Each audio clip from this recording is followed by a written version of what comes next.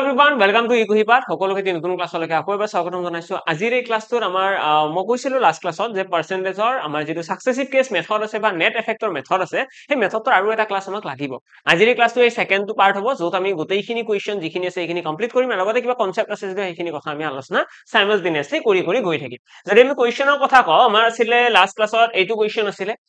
এইটো কোৱেশ্চন আমি most probably এইটো আমি ট্ৰাই কৰিছো ন এইটো আমি সলভ কৰিছো আৰু ইয়াৰে পাছত যদি চাও এইটো আমি কৰিছো আমি কোনটো লাগে কৰিছিলো আমি কৰিছিলো এইটো কোৱেশ্চনলৈকে হয় এইটো কোৱেশ্চনলৈ আমাৰ কমপ্লিট আছিল এতিয়া ইয়াৰে পাছৰ কোৱেশ্চন এইটো কোৱেশ্চন আৰু এইটোৰ পৰা আজি আমাৰ ক্লাছটো আৰম্ভণি হ'ব তোমালোকক মই কৈছিলো যে সাকসেসিভ কেস মেথডটোৰ এনেকুৱা নহয় যে অকল হেইটোৱে মেথড আছে এইটো মেথডটো ইউজফুল হয় কিন্তু আমি সেই এনেকুৱা টাইপৰ যিকেইটা কোৱেশ্চন থাকিব যিবিলাক কোৱেশ্চনত এটা বস্তুৰ ওপৰত দুবাৰ শতাংশ ব্যৱহাৰ হয় আকৌ এবাৰ ৰিপিট কৰিছো যদি এটা কোৱেশ্চনত যিকোনো এটা বস্তুৰ ওপৰত দুবাৰ যদি পাৰ্সেন্টেজ ব্যৱহাৰ হয় তেতিয়া হলে হেতুক আমি সাকসেসিভ কেস মেথড বুলি কওঁ ওকে দুবাৰ পাৰ্সেন্টেজ ব্যৱহাৰ হ'ব লাগিব অৰ আৰু এটা সিনাৰিও আছে সেকেন্ড সিনাৰিওটো কি যদি এটা বস্তুৰ ওপৰত আমি সাকসেসিভ কেস ব্যৱহাৰ কৰো কেনেকুৱা বস্তু হ'ব লাগিব হি সাপোজ কিবা এটা ফৰ্মুলা বেসড কোৱেশ্চন আছে যিটোৰ আমাৰ কি হয় দুটা বস্তু পূৰণ হৈ পেলাই এটা থাৰ্ড বস্তু এটা ওলাইছে যিকোনো দুটা বস্তু পূৰণ কৰি পেলাই যদি এটা নতুন বস্তু এটা আমি পাও তেতিয়া হলে ইয়াতেও আমি সাকসেসিভ কেস ব্যৱহাৰ কৰিব পাৰো যেনেকৈ তোমালোকে হয়তো দেখিছা এটা বৰ্গৰ দিশ 10% বৃদ্ধি কৰা হ'ল if we increase the length of a rectangle by 10% and decrease the breadth of the rectangle by 10% then what will be the change in the area এনেকুৱা টাইপৰ কোৱেশ্চন আমাক কৰে তো আমাক ক'ব যে এটা ৰেক্টেংগল এটা আছে তাৰ লেন্থটো ইনক্ৰিজ কৰা হ'ল ব্ৰেডটো ইমান % ডিক্ৰিজ কৰা হ'ল তেতিয়া তাৰ এৰিয়াত কি এফেক্ট কৰিব তো এনেকুৱা ধৰণৰ কোৱেশ্চন বিলাকতো আমি এই সাকসেসিভ কেস মেথডটো ব্যৱহাৰ কৰিব পাৰো ঠিক আছে এটা যদি এইটো কোৱেশ্চনৰ কথা কয় এইটো হৈছে পপুলেশন বেসড কোৱেশ্চন যেটো আমাৰ এক্সামৰ কাৰণে খুব ফেমিলিয়াৰ কোৱেশ্চন আৰু এক্সামত আহি থাকে পপুলেশন বেসড কোৱেশ্চন হয়তো আমি আগতেও আলোচনা কৰিছো যদিও আজি আমি এই সাকসেসিভ কেসৰ মেথডৰ চেপ্টাৰত আলোচনা কৰিছো তো আমি এই মেথডটোৰ লগত ইউজ কৰি পেলাই সলভ কৰিবলৈ ট্ৰাই কৰিম এনে কি হয় এটো সলভ কৰাৰ কাৰণে আমাৰ হাতত অবিয়াসলি আমাৰ হাতত দুটা টেকনিক আছে আমি এই দুটা টেকনিকৰ যিকোনো এটা ব্যৱহাৰ কৰিব পাৰো আমি নেট এফেক্টৰ ইয়াতে লগাব পাৰো মানে তিনিটা মেথড হৈ যাব আমি ইয়াতে তিনিটা মেথড ইউজ কৰিব পাৰিম ঠিক আছে মই তিনিটা মেথডে দেখাই দিছো এটা আমাক কি কৈছে এটা population of a town increase by 8% every year মানে এভৰি ইয়াৰ 8% কৈ বৃদ্ধি পাব এভৰি ইয়াৰ কিমান কৈ বৃদ্ধি পাব 8% কৈ 8% কৈ এভৰি ইয়াৰ বৃদ্ধি হ'ব আমাক কৈছে if da present population is 45000 যদি বৰ্তমানৰ জনসংখ্যা 45000 হয় তেতিয়া হলে 2 বছৰ পাছৰ জনসংখ্যা কি হ'ব এইটো কোৱেশ্চন তো এটো সলভ কৰাৰ কাৰণে আমি চাম যে বৰ্তমানৰ পপুলেশন আছে 45000 এনে এইটো যদি এক বছৰত যদি 8% বাঢ়ি যায় মানে এক বছৰ পাছত কি হ'ব 108 divided by 100 108% এক বছৰত যদি 8% বৃদ্ধি পায় মানে 45000 পূৰণ 108 into 100 হ'ব ঠিক তেনেদৰে যদি কয় আৰু এক বছৰ আছে 2 বছৰ আছে ন তো আৰু এবাৰ সেই 108 divided by 100 টো মাল্টিপ্লাই হ'ব অৰ্থাৎ এইখিনি সলভ কৰিলে আমাৰ ইয়াতে কাৰেক্ট আনসাৰটো ওলাই আহিব আমি এইটো কম বেসিক মেথড বুলি এনেকুৱা মেথড ইউজ কৰিও আমি এইটো কোৱেশ্চনৰ আনসাৰ সলভ কৰিব পাৰিম হল এইখিনি কাট খাই গল এতিয়া আমি যে 5 ৰে কাটি দিও এইটো দুবাৰ কাটি দিলো 5 ৰে এইটো কাটি দিয়া 9 বাৰ গল দেন 2 ৰে আকৌ এইটো কাটি দিয়া কিমান যাব 54 টাইমছ আহিব তো ফাইনালি আমাৰ আনসাৰ আহিব 9 into 54 into 108 তো এইটোৱে হৈ যাব এইখিনি ক্যালকুলেশন কৰিলে তোমালোকে কাৰেক্ট আনসাৰটো পাই যাবা মানে ইয়াৰে পৰা আমি এটা কথা বুজি পালো যে সাকসেসিভ কেস নোহোৱাকৈ একদম বেসিক মেথড ইউজ কৰিব পাৰি আমাৰ 2 বছৰ পাছত কিমান পপুলেশন হ'ব আমাৰ হেতু হৈছে what will be its population after 2 years 2 বছৰ পাছত পপুলেশন কি হ'ব তো আমি আনসাৰ কি দিম এইটো আমাৰ হৈ যাব ফাইনাল আনসাৰ এইখিনি ক্যালকুলেট কৰি এটা আৰু বেলেগ কি মেথড আছে এটা ইয়াতে তোমালোকে দেখি পাইছা ক্যালকুলেশনটো অকমান ডাঙৰ হৈছে মানে ডাঙৰ ক্যালকুলেশন এটা আছে চাই ল কিজানি বাকি কেইটা মেথডত ক্যালকুলেশনটো সৰুৱে হৈছে সেইটো বস্তু চাই ল তো ইয়াতে আমি সেকেন্ড মেথডটো যদি চাও ইয়াতে আমি আলোচনা কৰিম নেট এফেক্টৰ এটা নেট এফেক্টৰ যেটো ফৰ্মুলা আছে এই ফৰ্মুলাটো এইটো কোৱেশ্চন ব্যৱহাৰ কৰিব পাৰিম কেনেকৈ আমাক কৈছে এক বছৰত 8% বৃদ্ধি পাব মানে a ইকুৱেল হ'ব 8 তাৰ পিছত সেকেন্ড ইয়াৰত আকৌ 8% মানে b ইকুৱেল কি লিখিম b ইকুৱেল 8% তো ইয়াৰে পৰা যদি ফৰ্মুলাটো লগাই দিও a + b + ab / 100 এটা যদি আমি ডাটাখিনি বহাই দিও কিমান হ'ব 16 + 64 0.64 অৰ্থাৎ 16.64 আমাৰ পার্সেন্টেজ আহি গল মানে ইমান পার্সেন্ট ইনক্রিমেন্ট হ'ব মানে পপুলেশনটো কি হ'ব যদি আগতে 45000 আছিল এতিয়া তাৰ পৰা 16.64% ইনক্রিজ হ'ব আমাক এটা কৈছে what will be its population after 2 years 2 বছৰ পাছত পপুলেশন কি হ'ব তো 2 বছৰ পাছত 16.64% বৃদ্ধি হ'ব তো আমি সিম্পলি কি কৰিব লাগে আমি ইয়াতে উলিয়াব লাগে 45000 টকাৰ 45000 টকাৰ 116.64% divided by 100 বুজি পালা 45,116.64% ওলালে আমাৰ কাৰেক্ট আনসাৰটো আহিব ইয়াৰে তোমালোকে ডাবল জিৰ' কাট কৰি পেলাই দশমিকটো উঠাই দিব পাৰিবা তাৰপিছত এটা জিৰ' ইয়াৰে পৰা আৰু কাট হ'ব তাৰপিছত তোমালোকে কৰিব কি লাগে 45 into 11664 divided by 10 এইখিনি সলভ কৰিলে তোমালোকৰ কাৰেক্ট আনসাৰটো আহিব এইটোৰ হয়তো অকনমান ক্যালকুলেশনটো ইজি হ'ব যেন মোৰ ফিল হৈছে কাৰণ 5 ৰে এইটো দুবাৰ কাটিব পাৰিবা 5 ৰে এইটো 9 বাৰ 2 ৰে আকৌ এইটোক যদি কাটি দিয়া হয় কিমান যাব 5 8 3 2 অৰ্থাৎ 5832 পূৰণ 9 আহি গ'ল 5832 পূৰণ 9 কৰিলে আমি ইয়াতে ফাইনাল আনসাৰটো পাম ঠিক আছে 9 পূৰণ 5832 অৰ্থাৎ এইটো আমি ক্যালকুলেশন কৰিবলৈ অলপমান ইজি হ'ব ন 9 পূৰণ 5832 তো 9 ৰে পূৰণ কৰি দিয়া 9 2 গুণ 18 9 3 গুণ 27 28 আহি গ'ল 9 8 গুণ 72 72 হলে তোমাৰ 74 7 আহি গ'ল 9 5 গুণ 45 45 হাতে 52 অৰ্থাৎ 52,488 তো এইটো হৈ গ'ল ফাইনাল আনসাৰ আমাক এটা কৈছে 2 বছৰ বছৰ পপুলেশন কিমান হ'ব আগতে আছিল 45,000 এতিয়া হ'ব 52,488 ক্লিয়াৰ নে সকলোৰে বুজি পাইছো যে আমাক যদি নেট এফেক্টৰ ফৰ্মুলাটোত কৰিব দিয়ে আমি ইয়াতে মাত্ৰ দুটা পূৰণ কৰিব লগা আছে 9 পূৰণ 5832 ইয়াতে আমি তিনিটা কৰিব লগা বৰ্তমানৰ কাৰণে হৈ আছে আমি ইয়াতে 9 পূৰণ 54 কৰিব লাগিব তাৰপিছত আকৌ 108 অকমান এইটো ক্যালকুলেশন কৰিবলৈ সাহস কৰা নাছিলো হয় নে এইটো ক্যালকুলেশন কৰিবলৈ আমি অলপমান সাহস কৰা নাছিলো কিন্তু সেইটো আমি সাহস কৰিব পৰা হৈছো কাৰণ এটা সিঙ্গেল ডিজিট আছে বুজি পাইছে নে অলপ ডিফাৰেন্স থাকে মেথড বিলাকত বেলেগ বেছি নাথাকে কিন্তু সেই অলপ ডিফাৰেন্স আমাক কোৱেশ্চনটো ইজি কৰি পেলাই কেতিয়াবা দীঘল কৰি পেলাই তেনেকুৱা বাৰু নেক্সট আমি কি চাম এতিয়া নেক্সট আমি যদি চাও নেক্সট আমাৰ এতিয়া আছে সাকসেসিভ কেস মেথড এইটো মেথডে কি কয় এইটো মেথডে কয় 8% বুলি কৈছে না এইটো ভগ্নাংশত লিখি লোৱা 8% মানে কি 8% মানে হৈছে 2/25 হয় নে 8% মানে হৈছে 2/25 তো আমি কম আগতে যদি 25 আছিল এতিয়া জনসংখ্যা বাঢ়ি পেলাই কিমান হ'ব 27 হ'ব তাৰপিছত আগতে যদি 25 আছিল 2 বছৰ কৈছে ন মানে দুবাৰ লিখিব লাগিব এইখিনি বস্তু ঠিক আছে 25 ৰ পৰা 27 25 ৰ পৰা 27 এইখিনি পূৰণ কৰিলে 25 25 গুণ ইয়াতে গ'ল 625 আৰু 27 ক স্কয়াৰ কৰিলে কিমান আহিব 27 স্কয়াৰ ওলাই লোৱা 27 দুটা পূৰণ আছে ন 7 7 গুণ 49 2 2 গুণ 4 7 গুণ 14 2 গুণ 28 এইখিনি যোগ কৰিলে 9 2 দেন 6 7 তো 729 তো 729 আহিল আমি এটা দেখা পাইছে এটা আছে 625 এটা আছে 729 মানে আগতে পপুলেশন আছিল 625 এতিয়া পপুলেশন আছে 729 আমি উলিয়াব কি লাগে আমি উলিয়াব লাগে নিউ পপুলেশন উলিয়াৰ কাৰণে আমি কি কৰিম আমি লিখিম 625 যেটো ৰেশিও আছে অনুপাত এটো কাৰ সমান 45000 ৰ সমান ঠিক আছে 45000 ৰ সমান ইয়াৰ পৰা তোমালোকে উলিয়াব পাৰিবা r ইকুৱেল কিমান হ'ব r ইকুৱেল যদি উলিয়াবলৈ যাও কাট কৰি দিয়াচোন 25 ৰে কাটিলে এটো 25 বাৰ গল তো এটো যদি 25 ৰে কাটা যায় 25 1 গুণ 25 দেন 35 45 20 আছে মানে 8 বাৰ যাব অৰ্থাৎ 1800 আহি গল আকৌ 25 ৰে যাব নে 25 ৰে কাটিলে আমি যাব পাৰিম কিমান বাৰ যাব বাৰু 7 বাৰ যাব 7 বাৰ গল দেন তোমাৰ থাকি গল 5 50 দুই বাৰ গল 72 মানে এটো 25 ৰে যদি কাটি দিও 72 আহিব তো r ইকুৱেল আমাৰ আহি গল 72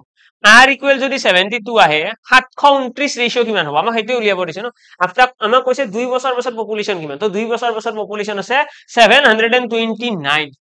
ৰেশিও তো ইয়াতে যদি মই 729 বনাব লাগে দুয়োফালে কি কৰিব লাগিব 729 এটা পূৰণ 729 এটা পূৰণ কৰিলে ইয়াতেও আমাৰ সেমে আনসাৰ আহিব ঠিক আছে কিমান আহিব এইখিনি পূৰণ কৰিলে দেখিবা 52488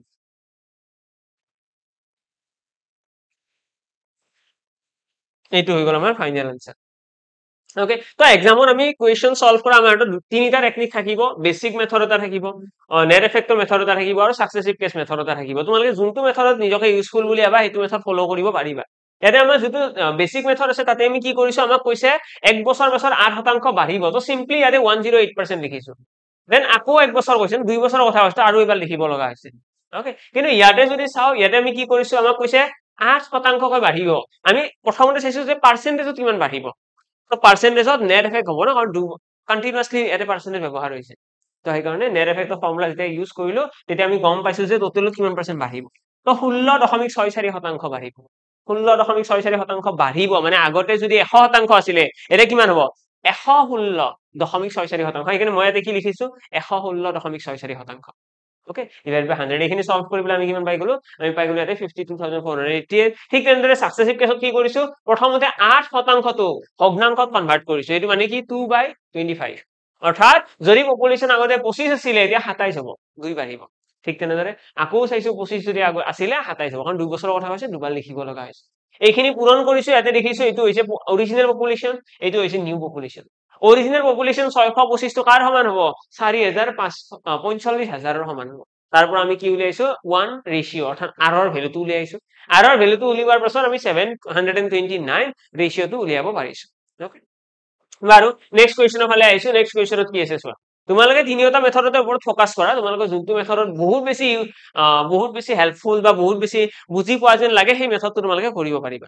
এইটো কোৱেশ্চন যদি চোৱা যায় এটা কৈছে the population of bears in a city is increasing at the rate of কিমান rate of increase is 3% per year if the current population of bears in a city is 21,218 sorry আমাক ভালুকৰ কথা কৈছে ইয়াতে এখন চহৰ এখনত থকা ভালুকৰ পপুলেশ্যন এভৰি ইয়াৰ 3% বৃদ্ধি পায় what is the bear population 2 years ago আমাক কৈছে 2 বছৰৰ পাছৰ এইটো হৈছে পপুলেশ্যন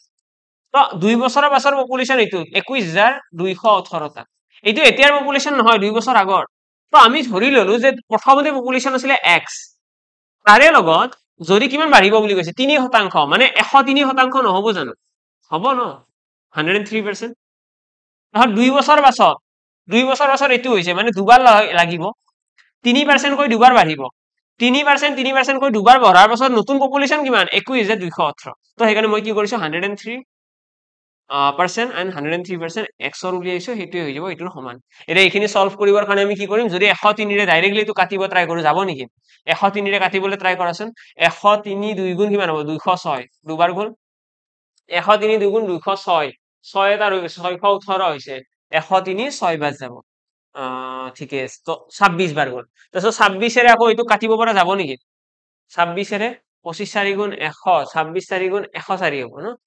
104 হ'ব তো নাযাব তো নেক্সট কিবা কৰিব পৰা যায় জানো বাৰু 103 ৰে তো নাযাব কিহেৰে কাটিব পৰা যাব 13 ৰে যাব কি জানো তো 3 আছে যেতিয়া 13 ৰে 13 7 গুণ 91 13 7 গুণ 104 হৈ যাব ন হেতু নাযাব তেতিয়ালে বেলেগ কিবা আৰু অপচন আছে ন নম্বৰ বেলেগ কিবা এনে ক্যালকুলেশন বা মিস্টেক হৈছে আকৌ চাই লোৱা 103 ৰে এইটো কাটিলে 103 2 গুণ 206 206 হলে ইয়াতে থাকি গল 6 মানে 618 হল 618 আচ্ছা এটা 0 এটা আহিব না 206 হ'ব 206 হলে আকৌ 103 ৰে এইটো দুবাৰ যাব ওকে তো x ইকুয়াল আমাৰ কিমান আহি গল 2 into 100 into 100 অৰ্থাৎ 0 4টা লগাই দিয়া 20,000 20,000 তো 2 বছৰ আগৰ পপুলেশ্যন কিমান আছিল 20,000 আছিল আৰু বৰ্তমান পপুলেশ্যন কিমান হয় বৰ্তমান পপুলেশ্যন হৈছে 21,218 টা এটো হৈছে কাৰেন্ট পপুলেশ্যন এটো কাৰেন্ট পপুলেশ্যন 2 বছৰ আগৰটো আমাক উলিয়াব দিছে তো সেই কাৰণে আমি কি কৰিছো ইয়াতে 2 বছৰ আগৰ আমি ধৰি লৈছো x যদি এটো 2 বছৰ আগৰ আছিল তাৰে 103% এক বছৰ পিছত হ'ব কো 103% 2 বছৰ পিছত হ'ব আৰু এই পপুলেশ্যনটো কাৰ সমান 21,218 সমান এটা এইখিনি বস্তুকে আমি যদি সাকসেসিভ কেস মেথডত কৰিবলৈ যাও এটো কোৱেশ্চন হবে বেছি দীঘলীয়া হ'ব সাকসেসিভ কেস মেথড অলপমান বেছি দীঘলীয়া হ'ব কাৰণ 3% বুলি কৈছে 3% বুলি ক'লে আমি লিখিম আগতে যদি 100 আছিল 3% ৰ ভগ্নাংশত কি বুলি কয় 3% ৰ ভগ্নাংশত কয় 3/100 মানে আগতে যদি 100 আছিল এবাৰ কি হ'ব বাঢ়ি পেলাই 103 হ'ব আগতে যদি 100 আছিল বাঢ়ি পেলাই 103 হ'ব বুজি পালা এইখিনি এটা পূৰণ কৰিলে 100 পূৰণ কৰিলে 10000 আহি গল আৰু 103 ক যদি আমি পূৰণ কৰি দিও 103 দুটা পূৰণ কৰিলে কিমান আহিব এইটো 103 ক স্কয়াৰ কৰিলে কি আহিব কেনেকৈ কৰা যায় এইটো 106 আৰু লগতে 9 ঠিক আছে আমি এটো কেনেকৈ লিখো আমি তাৰ কাৰণে টেকনিকটো এনেকুৱা আমি প্ৰথমতে যেটো এককৰ ঘৰত সংখ্যা আছে যেটো এককৰ ঘৰত সংখ্যা আছে হেতুক আমি স্কয়াৰ কৰি দিম ঠিক আছে 3 টো আমি স্কয়াৰ কৰি দিম আৰু দি পেলাই মানে ডাবল ডিজিটত লিখিব লাগে 3 3 গুণ কিমান 9 তাৰ পিছত কি কৰিম এই সংখ্যাটো 100 কৈ কিমান আগুৱাই আছে 3 আগুৱাই আছে অৰ্থাৎ 3 এটা যোগ কৰিব লাগে তো সেইকাৰণে আমি ইয়াতে কিমান 10609 পাই গল এটা এইটো টেকনিকটো মই দেখাই দিছো দেই তোমালোকে অলপমান ক্লিয়াৰলি গম পাই যাবা আমি যেতিয়া 100 কৈ ডাঙৰ সংখ্যা এটা যেতিয়া থাকে 107 বুলি কৈলো এটা 107ক যদি স্কয়াৰ কৰিব লাগে বা দুটা 107 যদি পূৰণ কৰিব লাগে এটো আমি মুখে মুখে কৰিব পাৰো কেনেকে আমি প্ৰথমতে এককৰ ঘৰত যেটো সংখ্যা আছে এটো স্কয়াৰ কৰিব লাগে এককৰ ঘৰত কি আছে ইয়াতে 7 আছে 7ক স্কয়াৰ কৰিলে কি আহিব 49 আহিব তাৰে পিছত আমি কি চাব লাগে এই সংখ্যাটো 100ৰ তুলনাত কিমান আগবাঢ়ি আছে আমি দেখিম 100ৰ তুলনাত 7 আগুৱাই আছে ন 107 এটো 100 সংখ্যাটোৰ পৰা যদি চাও এটো 7 আগুৱাই আছে তো 7 আমি এটা ইয়াতে যোগ কৰিব লাগিব অৰ্থাৎ 114 ইয়াতে আহি যাব অৰ্থাৎ 11449 হৈ যাব আমাৰ 107 ৰ স্কয়াৰ তো ঠিক তেনেদৰে আমি ইয়াতে 103 ৰ স্কয়াৰটো কৰিব পাৰিম আমি ডাইৰেক্টলি পূৰণ কৰি দিছো কেনেকে 103 টোৰ 3 টো প্ৰথমতে স্কয়াৰ 3 3 গুণ 9 9 টো লিখিলো আৰু এই যে 9 টো লিখিম তা ডাবল ডিজিটত লিখিব লাগিব তো সেইকাৰণে যেতিয়াকে ইয়াতে 9 টো এটাই অংক তো এটা শূন্য আগত লগাই দিছো তাৰপিছত 103 টো 100 কৈ 3 আগুৱাই আছে তো এখানে 3 এটা আৰু যোগ কৰিছো যোগ কৰাৰ কাৰণে 106 হৈ গল তো 106 শূন্য 9 এইটো হৈ গল আমাৰ 103 স্কয়াৰ এতিয়া ইয়াতে যদি চাও আগতে পপুলেশন আছিলে 10000 এতিয়া পপুলেশন হৈছে কিমান 10609 এইটো যদি আমি কম্পেয়াৰ কৰো ইটোৰ লগত তেতিয়ালে এনেকুৱা হ'ব 10609 যেটো ৰেশিও আছে এটো কাৰ সমান এই ৰেশিওটো সমান হৈছে 21218 21218 সমান হৈছে এতিয়া ইয়াৰে পৰা যদি তোমালোকে চোৱা r ইকুৱেল কিমান আহিব r ইকুৱেল তোমালোকে ডাইৰেক্টলি এটো কাটিব পাৰিবা 2 r ইকুৱেল আহি গল 2 আমাৰ উলিয়াব দিছে 10000 ৰেশিও মানে আগতে পপুলেশন কিমান আছিল 10000 ৰেশিও মানে ইয়াতে কি হ'ব 4টা শূন্য লগাই দিয়া আছে 20000 মানে আগতে পপুলেশন আছিল 20000 তো এইটো মেথডটো তোমালোকে সলভ কৰিব পাৰিবা এটা এইখিনি সলভ কৰাৰ কাৰণে অলপমান কি লাগিব অলপমান বেলেগ বেলেগ স্কিল থাকিব লাগিব যেনেকৈ এইটো 100 এণ্ড সামথিং থাকিলে স্কয়াৰ কেনেকৈ কৰে হেতু টেকনিক থাকিলে তোমালোকৰ অলপমান ইজিলি আহিব আদাৰস তোমালোকে পূৰণ কৰি লিখিলে অকমান টাইম বেছি যাব সেইকাৰণে এনেকুৱা সৰু সৰু বস্তুবিলাক তোমালোকে প্ৰতিটো ক্লাছতে যদি কিবা কিবি পাই থকা মনত ৰাখি গৈ থাকিবা নেক্সট আইছো নেক্সট কোৱেশ্চন হলে এইটো কোৱেশ্চন এনে কৈছে কি 3 years ago the population of a town was 2,50,000 3 বছৰ আগত গাঁও এখনৰ চহৰ এখনৰ পপুলেশন আছিল 2,50,000 3 বছৰ আগত if it has increased by 3%, 4% and 6% in the last 3 years 3 বছৰ আগত হেতু আছিল তাৰ পিছত কি হৈছে ইমানখিনি বৃদ্ধি পাইছে find the present population উলিয়াব দিছে ন কথাটো এনেকুৱা 2,50,000 আছিল আগতে 2,50,000 তাৰে পৰা 3% বাঢ়িছে প্ৰথম বছৰত মানে হৈ যাব ইয়াতে 103% তাৰপিছত 4% বাঢ়িছে মানে 104% এটা এইটো বস্তুৰে ন এইটো বস্তু মই এতিয়া 104% লিখিলো এইটো বস্তু তোমালোকে ভগ্নাংশৰ অলপমান শৰ্টকাটো বনাব পাৰিলা হেতে ইয়াতে লিখিলো 106% কেনেকে যদি আমি 4% মানে কি জানো 4% মানে কিনো 4% মানে হৈছে 1/25 তো তোমালোকে ইচ্ছা কৰিলে ইয়াতে 1/25 লিখিব পাৰা 1/25 টো লিখিলে আৰু ভুল হ'ব 26/25 লিখিব লাগিব বাৰু এইটোৰ কাৰণে বৰ্তমান যাব নালাগে এইটো কেনেকে লিখে এইটো পিছত আহিব বৰ্তমানৰ কাৰণে আমি এইখিনি লিখিলো পপুলেশন বাঢ়িছে বুলি কৈছে কাৰণে আমি কি লিখিছো 104 106 এইখিনি লিখিব লগা আছে ডাবল 0 কাট খাই গল ইয়াতে আৰু দুটা শূন্য কাটি দিয়া তাতে ফাইনালি কি থাকি গল আমি এইখিনি এতিয়া পূৰণ কৰিব লাগে ক্যালকুলেটিভ হৈছে মানে বহুতখিনি কৰিব লগা আছে 25 ৰে যদি এটো কাটি দিও 25 ৰে এটো যাব 4 বাৰ 4 ৰে আকৌ এটো কাটি দিলে কিমান বাৰ যাব 4 2 গুণ 8 6 4 গুণ 24 26 বাৰ গৈছে ঠিক আছে এতিয়া মানে ফাইনালি আমি ক্যালকুলেশন কি কৰিব লাগে 103 26 into 106 এইখিনি ক্যালকুলেট কৰিলে আমাৰ ফাইনাল আনসাৰটো আহি যাব obviously still আমাৰ ক্যালকুলেটিভ হৈ আছে এইখিনি বস্তু পূৰণ কৰিব গলে আমাৰ টাইম লাগিব বেলেগ কিবা মেথড ইউজ কৰিব পাৰি নেকি যেটো অকমান ইজিলি আহিব বেলেগ মেথডৰ ফালে যদি যাও আমি এটো সাকসেসিভ কেস মেথড লগাব পাৰিম কাৰণ নেট এফেক্ট লগাবলৈ হলে টাইম কনজিউমিং হ'ব সাকসেসিভ কেস মেথডৰ ফালে যদি যাও আমি 3% ইনক্ৰিমেন্ট যোনটো কৈছে হেতু আমি লিখিব লাগিব 100 ৰ পৰা 103 সাকসেসিভ কেস মেথডত কি লিখো ভগ্নাংশত লিখিম ন 4% মানে কি 1/25 মানে 25 ৰ পৰা কি হ'ব 25 ৰ পৰা 26 হ'ব 6% মানে কি 6% মানে হৈছে আমাৰ 50 ৰ পৰা 6% ক ভগ্নাংশত কি বুলি কয় 6% ক ভগ্নাংশত কয় 3/50 মানে আগতে যদি পপুলেশন 50 আছিল এতিয়া কি হ'ব 50 ৰ পৰা বাঢ়ি পেলাই 53 হ'ব 53 হ'ব এটা এইখিনি পূৰণ কৰিলে কিমান হ'ব 25 5 গুণ 125 125 গুণ 125 125 আৰু 3টা শূন্য মানে 12000 1,25,000 হৈ গল তো 1,25,000 আমাৰ ইয়াতে ফাইনালি আনসাৰ আহি গল আমাৰ আগতে পপুলেশন আৰু যদি নিউ পপুলেশনৰ কথা কও নিউ পপুলেশন কিমান হ'ব এইখিনি পূৰণ কৰিলে আহিব 53 পূৰণ 26 কৰিলে কিমান আহিব 53 into 26 ৰে এটো মুখে মুখে কেনেকৈ কৰিবা কিবা অল্টাৰনেটিভ ওয়েজ আছে নেকি কাৰোবাৰ তাত কিবা আইডিয়া যদি আমি 53 আৰু 26 পূৰণ কৰিবলৈ যাও ন আমাৰ ডাইৰেক্টলি মুখে মুখে একো আনসাৰ আহা নাই চাগে ন কাৰো আহা নাই এটা মই আইডিয়া দিও তোমালোকক ক্যালকুলেশন ট্ৰিক বুলি কোৱা এইবিলাক বস্তু মানে কেনেকুৱা তোমালোকে এই ক্লাছৰ মাজতে শুনিবা বেলেগত নুশুনা এনে 53 ৰ লগত 26 পূৰণ আমাৰ মুখে মুখে নাহে কেতিয়া আমি কৰিব লাগিব ন পেন এণ্ড পেপাৰ ইউজ কৰিব লাগিব আৰু পেন এণ্ড পেপাৰ যেতিয়া ইউজ কৰিব যে যাম টাইম কনজিউমিং বেলেগ কিবা লজিক লগাব পাৰো জানো এটা লজিক আছে কি লজিক আছে আমি যদি চাও 53 লগত যদি 10 পূৰণ কৰা হয় তেতিয়া কি হ'ব 53 ৰ লগত 10 পূৰণ কৰিলে কি হ'ব 53 ৰ লগত 10 পূৰণ কৰিলে আহিব 530 হয় 20 পূৰণ কৰিলে কি হ'ব তাৰে ডাবল হয় 53 ৰ লগত 20 পূৰণ কৰিলে কি হ'ব 530 ৰ ডাবল 1060 1060 এটা 530 ৰ লগত যদি 5 পূৰণ কৰো 530 ৰ আধা কথাটো এনেকুৱা মই যেতিয়া 53 লগত 10 পূৰণ কৰিম মই পাম 530 এতিয়া 10 পূৰণ কৰোঁতে 530 আছে আৰু যদি 530টা যোগ কৰি দিও কি হ'ব তেতিয়া আলটিমেটলি কথাটো এনেকুৱা হ'ল 53 লগত 20 পূৰণ কৰিছো কথাটো এনেকুৱা নহব জানো মই যদি ইয়াতে যদি আৰু 530টা যোগ কৰি দিও সেইটো কি এইটো হৈছে প্ৰথম 530 হৈছে 53 পূৰণ 10 তাৰে পিছৰটো আকৌ 53 পূৰণ 10 মানে আলটিমেটলি ফাইনালি আনসাৰ কি পাম এটা যোগ কৰি দিও এটা যোগ কৰি দিলে পাম আমি 1060 এইটো কি হ'ব এইটো হৈ যাব 53 পূৰণ 20ৰ আনসাৰ 53 পূৰণ 20 এইটো ঠিক তেনেদৰে 53 পূৰণ 10 মানে কিমান 530 এইটো আধা কিমান হ'ব এইটো আধা 265 এই 265 এইটো হৈছে আমাৰ আধা অৰ্থাৎ 5 পূৰণ কৰি আছো আমি তেনেকে যদি অলপমান লজিক লগাও 53 লগত আমি 2 পূৰণ কৰিলে 1060 হ'ল 1060 লগত আকৌ আমি যোগ কৰিলো কিমান 265 কিমান হ'ব তেতিয়া 1060 আছিলে 1120 1120 তাৰপিছত 1220 1320 1320 25 1325 আহি গ'ল বৰ্তমানৰ কাৰণে 1325 1325 লগত আকৌ 53 যোগ কৰিলে 1325 50 60 70 আৰু আহি গ'ল 1378 378 এইটো হৈছে আমাৰ 53 পূৰণ 26 যদি তোমালোকে কৰি চাব বিচাৰা কৰি চাব পাৰা কিন্তু এইটো আহিল কেনেকে এতিয়া তোমালোকে হয়তো ভাবি আছা নাই নাই এইটো বেছি কমপ্লিকেটেড লাগিছে মই আকৌ এবাৰ ৰিপিট কৰি আছো গোটেই মেথডটো হয়তো চোৱা প্ৰথম এটেম্পটত অলপমান বুজিবলৈ কমপ্লিকেটেড হ'ব পাৰে আমি যিমানে বেছি ডেফটত মাইণ্ডৰ পৰা ভাবিম সিমানে বেছি কামত আহিব এক্সামত কুৱেশ্যনত তো টাইম সেভ হওঁতে টাইম যেতিয়া সেভ হ'ব আদাৰৱাইজ তো ইজি ইজি কেলকুলেশ্যন থাকিলেতো সকলোৱে কৰিব তো আমি কি কৰিছো 53 into 26 কৰিব লাগে বা আমি এইটো আৰু অলপমান উলটাকৈ যদি ভাবো চাপোজ এইটো বুলি নাভাবো আৰু অলপমান বেলেগ এটা লজিক লগাও তেতিয়াও আমাৰ এনসাৰটো একেই আহিব অলপমান বেলেগকৈ ভাবি চাও ন অলপমান বেলেগকৈ ভাবি চাও আমি কি কৰিম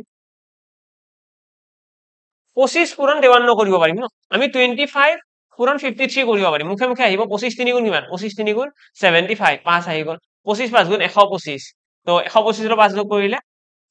7 5 12 132 1325 আহি গ'ল মই যদি 53 লগত 25 পূৰণ কৰো 1325 আহিব এতিয়া এইটোৰ লগত যদি আকৌ এটা 53 যোগ কৰি দিও কি আহিব তেতিয়া আলটিমেটলি 53 পূৰণ 26 নহল জানো আমি যেতিয়া 53 নিয়তখন মাতো যেতিয়া 25 গুণ কৰিম সেইটো ইজিলি ওলাব ন তো আমি তাৰ লগত 53 যোগ কৰিলে ফাইনালি আমাৰ এনসাৰটো আহি যাব ডাইৰেক্ট যোগ কৰি দিয়া 8 আহি গ'ল 7 আহি গ'ল আৰু 13 আহি গ'ল 1378 তো তেনেকেও তোমালোকৰ এনসাৰটো আহিব যেটো শৰ্টেষ্ট ওয়ে হয় আদাৰৱাইজ তোমালোকৰ টাইম লাগিবই এতিয়া এইটোৰ লগত আকৌ কি কৰিব লাগিব 103 পূৰণ তো 103 টো ইয়াতে পূৰণ কৰি দিয়া পূৰণ 103 কৰা পূৰণ 103 103 টো যেতিয়া পূৰণ কৰিবা ইয়াতেও তোমালোকৰ হয়তো টাইম কনজিউমিং হ'ব ইয়াতেও তোমালোকে ভাবিবা যে টাইম বহুত যাব বহুত টাইম নোযোৱাৰ ইয়াতে অপচন আছে কি টেকনিক আছে ইয়াতে কি 103 লগত পূৰণ কৰিম নেকি 103 লগত নকৰো আমি 1378 ক 3 লগত পূৰণ কৰা বাকি কেইটাৰ লগত কৰিব নালাগে 1378 পূৰণ 3 কৰা পূৰণ 3 কৰিলে কিমান আহিব 13 3 গুণ 3900 আহিব ঠিক আছে 13 3 গুণ বা তোমালোকে 1378 টো এই 1378 যোনটো আছে সেইটো তোমালোকে ধৰি লোৱা 1380 বুলি এইবিলাক কৰিব লাগে মানে অলপমান বঢ়াই ধৰিব লাগে একো লছ নাই 1378 টো 1380 বুলি ধৰি লোৱা এইটো এতিয়া 3 গুণ কৰিবলৈ ইজি হ'ব কেনেকে 13 3 গুণ 3900 তাৰপিছত 80 3 গুণ কৰিলে 8 3 গুণ 24 240 3900 লগত 240 যোগ কৰিলে 4000 4140 তো আমাৰ 4140 4140 আহি গ'ল এই 4140 যিটো আছে তাৰে পৰা আকৌ আমি যিটো 1380 ধৰিছিলো ন আছিলে 1378 ধৰিলো 1380 আছিলে 1378 ধৰিছো 1380 মানে দুই এটা বঢ়াই ধৰিছো সেই যে দুইটো বঢ়াই ধৰিছো সেইটো বস্তুক আমি কি কৰিব পাৰিম আৰু লাষ্টত বিয়োগো কৰিব লাগিব ন 3 পূৰণ কৰি আছিল মানে 6 এটা বিয়োগ কৰা ইয়াৰে পৰা 6 এটা বিয়োগ কৰিলে কি আহিব 4134 4134 এইটো হৈছে আমাৰ 1378 3 গুণ বুজি পালা 1378 3 গুণ ইমান আহিব 4134 আৰু লগতে আমি 13134 হয় এটা 3 টো পূৰণ কৰা হলে 100 টো বেলেগকৈ পূৰণ কৰা 100 পূৰণ কৰিলে কি আহিব 1378 লগত দুটা শূন্য লাগি যাব যদি 100 এটা পূৰণ কৰো মানে ফাইনালি আমি আনসাৰ উলিয়াৰ কাৰণে কি কৰিম এটা 1,37,800 লগত আমি যোগ কৰিম 4134 এইটো যোগ কৰিম এইটো যোগ কৰিলে আমাৰ ফাইনাল আনসাৰটো আহিব তো 5-10 সেকেন্ড অলপমান মেন্টালি ভাবিলো ভাবি পেলাই এইখিনি কৰিলো কৰিলে এতিয়া আমাৰ অকমান ক্যালকুলেশনটো বেছি ইজি হৈ পৰে 4 আহি গ'ল 3 আহি গ'ল 9 আহি গ'ল 11 আহি গ'ল দেন 4 আহি গ'ল 1 আহি গ'ল তো 1,41,934 ইয়াতে আনসাৰ আহিব 1,41,934 ঠিক আছে ক্লিয়াৰ নে সকলোৰে সকলোৱে বুজি পাই আছা হয়তো অলপমান ক্যালকুলেশনটো ট্ৰিকি লাগিব পাৰে যদি বহুত বেছি ট্ৰিকি লাগিছে মই হেতু তোমালোকক কও যদি বহুত বেছি ট্ৰিকি লাগিছে ইগনোৰ কৰিবা ইগনোৰ কৰা কাৰণ কিছুমান বস্তু আমি এনেকুৱা হয় হয়তো মই ভাবি আছো এইটো বস্তু ইজি বুলি, তোমালোকৰ হয়তো দুই এজনৰ কাৰণে এইটো বস্তু বহুত টাফো হ'ব পাৰে। দুই এজনৰ কাৰণে বহুত ইজি হ'ব, দুই এজনে হয়তো লগে লগে গম পাইছে আচ্ছা এইবিলাক লজিকত লগাব পাৰি। আমি কেলকুলেশ্যন বিলাক কেনেকুৱা হয়, যেতিয়া তোমালোকে বস্তুবিলাক ভালদৰে বুজা হ'ল খেলাৰ নিচিনা, তোমালোকে যেনেকে নাভাবা কিয় এনচাৰটো একেই হ'ব। ঠিক আছে, আমি যেনেকৈ তোমালোকে যেতিয়া কোনোবা এটা জেগা বাৰু এইটো কুৱেশ্যনটো হৈয়ে গ'ল বাৰু, এনচাৰ আহি যাব তোমালোকৰ। চাপোজ এটা জেগাৰ মই এক্সাম্পল দিলো, এখন মেপ এখন আছে, গুগল মেপ এখন আছে, এনেকৈ ৰাস্তাবিলাক আছে। ঠিক আছে, এনেকৈ ৰাস্তাবিলাক আছে, এইটো এটা ৰাস্তা, এইটো এটা ৰাস্তা, এইটো এটা ৰাস্তা, এইবিলাক ৰাস্তা চব। এতিয়া তোমালোকে চাপোজ এইখিনি জেগালৈকে যাব লাগে, এইখিনি জেগালৈকে যাব লাগে, এইখিনি জেগালৈকে যাব লাগে, তোমালোকে আছা এইটো জেগাত। এতিয়া ইয়াৰে পৰা যদি ইয়ালৈকে যাব লাগে, তোমালোকে কি কৰিব পাৰিবা? তোমালোকে এনেকৈ ঘূৰি ঘূৰি যাব পাৰিবা এনেকে, হয়নে? তোমালোকে এনেকৈও যাব পাৰিবা, তোমালোকে মাজেৰেও যাব পাৰিবা, এতিয়া ইমান কানেকশ্যন আছে, যিকোনো ফালেৰে যাব পাৰিবা, যিকোনো ফালেৰে। তো কথাটো হ'ল কি, এতিয়া তোমালোকে যোৱা কেনেকে, এইটো তোমালোকৰ কথা। এতিয়া তোমালোকে বোলে সদায় এইটো জেগাত গৈ আছা, তেতিয়াহ'লে তোমালোকে গম পাবা ন আমি কি কৰা ভাল হ'ব। এই জেগাটো যোৱাৰ কাৰণে ইয়াৰে পৰা ইয়ালৈকে যাম, তাৰপিছত এনেকে যাম, ইয়াৰে পৰা ইয়ালৈকে যাম, এনেকে যাম, এনেকে যাই পেলাই ডাইৰেক্টলি এইটো হয়, এইটো হৈছে শ্বৰ্টেষ্ট পাথ। এনেকৈ নাযাই পেলাই যদি বেলেগ ৰাস্তাৰে যাব যাওঁ, বেছি দূৰ হৈ যাব। আৰু যদি ভাবিছো বোলে এইটো ৰাস্তাটোত বহুত ট্ৰেফিক হ'ব পাৰে, তেতিয়াহ'লে এটা কাম কৰিব পাৰো, আমি ৰুটটো চেঞ্জো কৰিব পাৰো। আমি কি কৰিব পাৰো, আমি এনেকে গ'লো, গৈ পেলাই এনেকে গ'লো, যাই পেলাই ইয়াৰে পৰা ডাইৰেক্ট আহি পেলাই এনেকে, এনেকে চাইডেৰেও গুচি যাব পাৰো, ট্ৰেফিক বেছি নোহোৱা জেগাত। এইবোলে এইটো চিটিৰ মাজৰ ৰাস্তা, এটা ট্ৰেফিক হ'ব, এনেকে গুচি যাব। তো আল্টিমেটলি আমি কেনেকৈ যাওঁ আমাৰ ওপৰত কথা, কমপ্লিটলি আমাৰ ওপৰত। কেতিয়াবা কি হয়, কেতিয়াবা আমাৰ যিটো বেচিক মেথড থাকে, বা যোনটো আমি দেখাত আমি দেখিছো ঘৰৰ পৰা বোলে এইটো ৰাস্তাৰে গ'লে অফিচটো একদম ওচৰত আছে, ঠিক আছে, বা কোনোবা এটা জেগাত যাই আছো, এইটো মই যেনেকৈ মাজেৰে বনাই দিলো, এইটো জেগাৰে গ'লে একদম ওচৰত আছে, কিন্তু সেইটো ৰাস্তাৰে যোৱাতকৈ কেতিয়াবা হাইৱে হৈ যোৱাটো বেছি বেটাৰ। কিয়? যদিও ডিষ্টেন্স দূৰ হয়, ইজিলি গৈ পোৱা যায়, ইজিলি গৈ পোৱা যায়। কেলকুলেশ্যনটোত আমাৰ চাপোজ হেল্প হৈছে, আমাৰ ভুল হোৱাৰ সম্ভাৱনা কমি গৈছে, তো সেইকাৰণে আমি বেলেগ বেলেগ মেথড কিছুমান জনাটো জৰুৰী। নেক্সট যদি চাওঁ, এইটো কুৱেশ্যনৰ কথা এটা কৈছে, the length of a rectangle is increase by 15%। এনেকুৱা কুৱেশ্যনৰ কথাই মই আজি আৰম্ভ কৰিছিলো। আজিৰ ক্লাছৰ মেইন গ'ল এইকেইটা কুৱেশ্যনে হয়। পপুলেশ্যন বেছড কুৱেশ্যন খুব ইজি হয়, তোমালোকে নিশ্চয় পাৰিবা। পপুলেশ্যন বেছড কুৱেশ্যনত কৰিব কি লাগে, তোমালোকে যিটো পপুলেশ্যন দিয়া আছে আৰম্ভণিৰ, সেইটোক এক্স বুলি ধৰি দিয়া, বা কুৱেশ্যনত দিয়াই থাকিব। তাৰ পৰা ইনক্ৰিমেন্ট বুলি কৈছে, এনেকৈ বঢ়াই দিবা, ডিক্ৰিমেন্ট বুলি কৈছে কমাই দিবা, দি পেলাই নতুন পপুলেশ্যনটো ইয়াতে লিখি দিবা, বা পাই যাবা নতুন পপুলেশ্যনটো, হয়। কিন্তু যেতিয়া আমি এই ৰেক্টেংগুলাৰ কথা আহিব, যেতিয়া এই মেনচুৰেশ্যনৰ কুৱেশ্যন কেইটাৰ কথা আহিব, তেতিয়া অকমান ডিফাৰেণ্ট হৈ যায়, বহুতৰ কমপ্লিকেটেড লাগে। তো ইয়াতে মনত ৰখাৰ সকলোতকৈ বেষ্ট ৱে বা মনত ৰখাৰ টেকনিকটো এনেকুৱা, তোমালোকে মনত ৰাখিব লাগে, যেতিয়াই আমাৰ এক্সামত মেনচুৰেশ্যনৰ লগত ৰিলেটেড কুৱেশ্যনত পাৰ্চেন্টেজ থাকিব, মেনচুৰেশ্যন বা এই যে কালি, ক্ষেত্ৰফল, এৰিয়া, পেৰিমিটাৰ, ভলিউম, এইবিলাকৰ লগত ৰিলেটেড কুৱেশ্যন বিলাকত যেতিয়া আমাৰ পাৰ্চেন্টেজ এনেকুৱা ইনভলভ থাকিব, তেতিয়াহ'লে আমি প্ৰথমতে সেই যিটো ষ্ট্ৰাকচাৰৰ কথা কৈছে, ইয়াতে যেনেকৈ ৰেক্টেংগুলাৰ কথা কৈছে, সেই ষ্ট্ৰাকচাৰটোৰ এৰিয়া বা পেৰিমিটাৰৰ ফৰ্মুলা কেইটা জানিব লাগে। এতিয়া মই যদি ৰেক্টেংগুলাৰ এৰিয়াৰ কথা কওঁ, আমাক এৰিয়াৰ কথা সুধিছে ন, তো ৰেক্টেংগুলাৰ এৰিয়াৰ ফৰ্মুলা কি, তো এৰিয়া ইকুৱেল আহিব ৰেক্টেংগুলাৰ লেন্থ ইনটু ব্ৰেডথ, হয়, অৰ্থাৎ দিশ পূৰণ প্ৰস্থ। তো যদি এই ফৰ্মুলাটোত যিকেইটা ডাটা দিয়া আছে, এইকেইটা যদি পূৰণ হৈ আছে, এই ডাটা কেইটা যদি যোগ হয় নাই, মাজত যোগ চিন থাকিব নোৱাৰে, পূৰণ থাকিব লাগিব। যদি যিটো ফৰ্মুলা আছে, ইয়াতে যিটো ফৰ্মুলা ব্যৱহাৰ হৈছে, এই ফৰ্মুলাটোত যদি মাজত যদি পূৰণ চিন আছে, তেতিয়াহ'লে আমি সাকচেসিভ কেছ, নেট এফেক্ট আৰু পপুলেশ্যন বেছড কুৱেশ্যনত যিটো মেথড ব্যৱহাৰ কৰিছিলো, সেই একেটা মেথড ইয়াতে ব্যৱহাৰ কৰিব পাৰি। যদি পূৰণ চিন নাই, তেতিয়াহ'লে ব্যৱহাৰ কৰিব নোৱাৰে। বুজি পালানে? Clear, okay. তো ইয়াতে আমাক কৈছে ৰেক্টেংগলটোৰ কি কৰা হৈছে, লেন্থটো বঢ়োৱা হৈছে 15%। আমাক কৈছে ৱাইডটো যিটো প্ৰস্থ আছে, সেইটো কিমান কমাব লাগিব যাতে এৰিয়াটো কনষ্টেন্ট থাকে। মানে চোৱা, লেন্থটো কি কৰিছে, 15% বঢ়াইছে। এতিয়া মই যদি 15% বঢ়োৱা বুলি কম, মানে 100ৰ পৰা কি কৰিছে, 115 বনাইছে, 100ৰ পৰা 115, এইটো হৈছে লেন্থ। এতিয়া আমাক কৈছে প্ৰস্থটো যিটো ব্ৰেড আছে, ব্ৰেডটো কিমান কমাব লাগিব, তো এক্সৰ পৰা ৱাই কিবা এটা কমাব লাগিব, এক্সৰ পৰা ৱাই কৰিব লাগিব, যাতে কি হয়, যাতে যিটো এৰিয়া আহে, সেই এৰিয়াটো কি হ'ব, লেন্থ আৰু ব্ৰেড যেতিয়া পূৰণ কৰিম, পূৰণ কৰাৰ পিছত এৰিয়াটো আমাৰ 1:1 আহে। 1:1 মানে কি, দুইটা সমান আহে। আমাক কৈছে এৰিয়াটো আমি কিমান কমাব লাগিব, যে আগতে যিমান এৰিয়া আছিল এতিয়াও সেয়ে হয়, এৰিয়াটো সেম হ'ব লাগিব। বুজি পালা, সেইটো কথাই কৈছে। লেন্থটো 100ৰ পৰা 115 কৰা হৈছে, ব্ৰেডটো আমি এনেকুৱা কি ৰাখিম যাতে পূৰণ কৰিলে 1ৰ পৰা 1 হয়। তো কি পূৰণ কৰিবা কোৱাচোন? তো আমি ইয়াতে ক্লিয়াৰলি দেখা পাই আছো, আমি আগতে যদি ইয়াতে 115 আছে, আমি যদি ইয়াতে এটা 115 পূৰণ কৰি দিওঁ, তেতিয়া 115 পূৰণ 100 ইয়াৰে কিবা এটা এনসাৰ আহিব ইয়াৰে যদি মই এটা 100 পূৰণ কৰি দিওঁ 115 পূৰণ 100 মানে এইটোৰে উল্টাকৈ লিখি দিছো লিখি দিলে আমি ইয়াতে যিটো ফাইনালি এনসাৰ পাম সেইটো কি হৈ যাব সমান হৈ যাব নে নাই সমান মানে কি 1:1 ৰেশিও হয় মানে প্ৰশ্নটো কি কৰিব লাগিব প্ৰশ্নটো যদি 115 আছে তাতকৈ 15 কমাব লাগিব প্ৰশ্নটোৰ পৰা কমাব কিমান ৰিডাকশন কৰিব লাগিব সেইটোৱে সুধিছে কিমান পাৰ্চেন্ট তো আমি কম যদি প্ৰশ্নটো 115 আছে তাৰ ৰেসপেক্টত 15 এটা কমাব লাগিব ইনটু 100 এইটো সলভ কৰিলে কাম খতম এইটো সলভ কৰিবলৈ গলে দেখিবা 5 ৰে কাটি দিয়া 5 ৰে 3 বাৰ গল 5 ৰে এইটো কাটিলে কিমান যাব 23 দেন 23 ৰে তো নাযাব বাৰু তো 300 divided by 23 সলভ কৰিবলৈ ট্ৰাই কৰা এবাৰ অলপমান ক্যালকুলেশন আগুৱাই থাকক এবাৰ গল 23 ৰে 7 থাকি গল 70 20 3 গুণ 60 অৰ্থাৎ 3 বাৰ যাব 1/23 কিমান পাৰ্সেন্ট 13 1/23% আমাৰ ফাইনালি এনসাৰ আহিব ইমান পাৰ্সেন্ট ৰিডাকশন কৰিব লাগিব কি y2 যেটো প্ৰশ্ন আছে সেইটো 13 সমস্ত 23 ভাগৰ 1% কমালে আমাৰ প্ৰশ্নটো কি হ'ব আমাৰ এৰিয়াটো সেম থাকিব ঠিক আছে find the percentage reduction of the wide আমাক প্ৰশ্ন কিমান কমাব লাগিব সেইটোৱে কৈছে তো প্ৰশ্নটো আমি ইমানখিনি কমাই দিম কৈছে ইফ দ্য ৰেডিয়াস ইয়াতে ৰেডিয়াসৰ কথা কৈছে ইয়াৰে আগৰ কোৱেশ্চনটো আমাৰ আছিলে ৰেক্টেংগুলাৰ এৰিয়া ইয়াতে আমাক কৈছে ৰেডিয়াস ৰেডিয়াস অফ এ সাৰ্কেল ইজ ৰিডিউসড বাই 80% সাৰ্কেলৰ ৰেডিয়াসটো 80% কমাই দিয়া হৈছে 80% কমাইছে মানে কি আগতে যদি 100 আছিল এতিয়া 80 কমাই পেলাই 20 হৈ যাব আগতে যদি 100 আছিল 80 এটা কমাই দিছে then by how much percentage will the area of the circle be reduced আমাক কৈছে সাৰ্কেলটোৰ এৰিয়া কিমান কমি যাব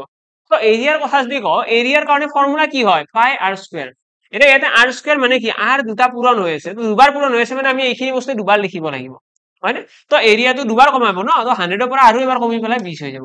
এইখিনি পূৰণ কৰিলে দেখিবা 20 ৰে এইটো কাটি দিয়া 5 বাৰ 20 ৰে এইটো কাটি দিয়া 5 বাৰ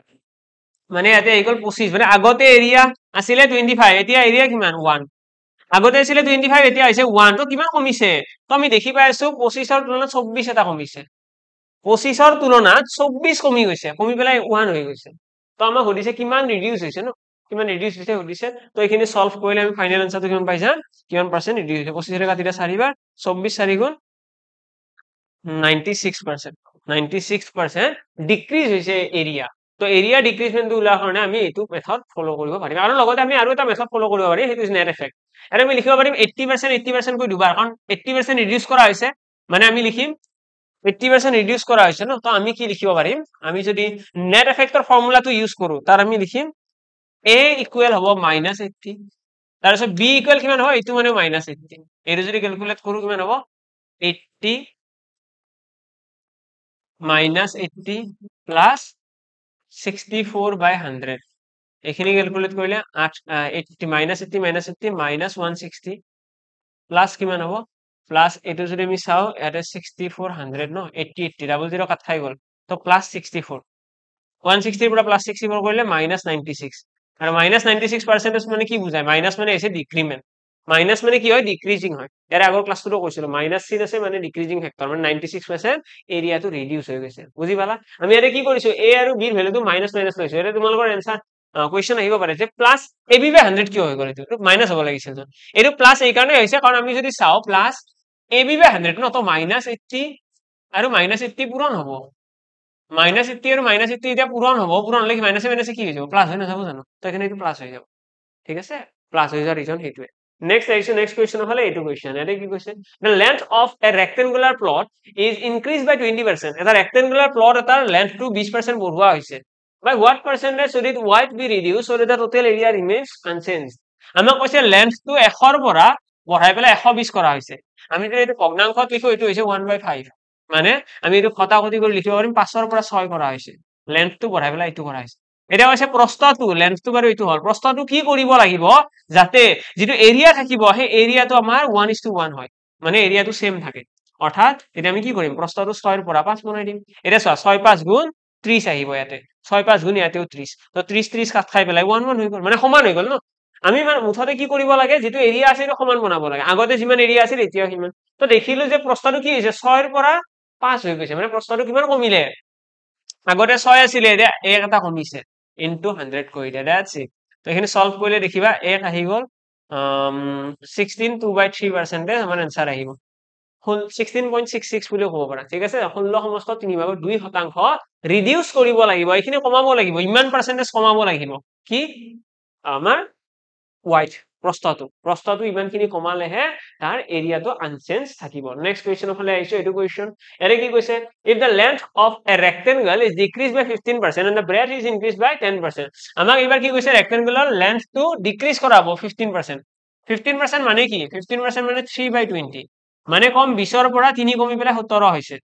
তাৰে পিছত যদি চাও 10% ইনক্ৰিজ কৰা হৈছে মানে 10 ৰ পৰা কি কৰা হ'ব 11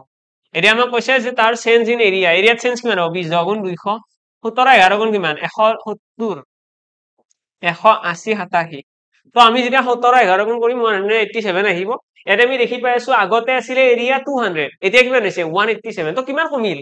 200 আছিলে আগতে এতিয়া 187 মানে 13 কমিছে ইনটু 100 কৰি দিয়া দ্যাটস এৰিটো आंसर কাটিলে 6.5 6.5% ডিক্ৰিজ বুজি পালা কি কৰিছো ক্যালকুলেশন খিনি কেনেকৈ কৰিলো সকলে ভালদৰে মন কৰা এৰে মই প্ৰথমতে লিখিছো 15% ডিক্ৰিজ মানে 20 ৰ পৰা 17 হ'ব 10% ইনক্ৰিমেন্ট মানে 10 ৰ পৰা 11 হ'ব পূৰণ কৰিছো 20 10 গুণ 217 11 গুণ 187 মানে 200 ৰেসপেক্টত কিমান কমি গৈছে যদি আমি চাও আগতে আছিলে এৰিয়া এটো আছিলে এৰিয়া আগৰ ওল্ড আৰু এটো হৈছে নিউ আৰু এটো ওল্ড এৰিয়া তো দেখিছে এটা 13 টা কমি গৈছে 13 তো কাৰ ৰেসপেক্টত কমিছে প্ৰিভিয়াস এৰিয়াৰ আগতে যেটো এৰিয়া আছিল তাৰ ৰেসপেক্টত 13 কমিছে তো 13 কমিছে কাৰ ৰেসপেক্টত 200 ৰ ওপৰত ইনটু 100 কৰিছো ফাইনাল आंसर আহিছে 6.5% নেক্সট কোৱেশ্চনৰ ফালে আহিছো এটো কোৱেশ্চন ওকে খতম বাৰু ইয়াতে আমাৰ আজিৰ এই ক্লাছটোৰ গোটেইখিনি কোৱেশ্চন খতম হ'ল লগতে মই জনাই দিও যদি কোনোবা ইন্টাৰেস্টেড হয় যে তোমালোকৰ কাৰণে সকলোৰে সুবিধাৰ কাৰণে ডিএমই এটা বেচ লঞ্চ কৰা হৈছে ডিএমই সকলোৰে ৰিক্ৰুটমেন্ট নোটিফিকেশনৰ কথা গম পায়ে গৈছা হয়তো সকলোৱে এপ্লাইও কৰিলা আৰু যেনেকৈ ভালোখিনি আমাৰ ভ্যাকেন্সিজ আছে 160 সামথিং আছিলে চাগে মোস্ট প্ৰবাবলি তো এই গোটেইখিনি ভ্যাকেন্সিৰ কাৰণে যদি তোমালোকে ভাবিছা যে সিৰিয়াস অ্যাটেম্প এটা দিও ভালদৰে পঢ়ো ডিএমইৰ এক্সাম পেপাৰো তোমালোকে জানা বহুত বেছি টাফ নহয় অলপমান সিৰিয়াসলি পঢ়িলে আমি ডিএমইত ইভেন গোটেইখিনি কোৱেশ্চনে কৰিব পাৰিম আৰু ডিএমইৰ এক্সামৰ প্ৰিপাৰেচনটো আমাৰ বাকি এক্সামৰ প্ৰিপাৰেচনকৈ অকমান ডিফাৰেন্ট হয় তাত কাৰণ সায়েন্সৰো কোৱেশ্চন থাকে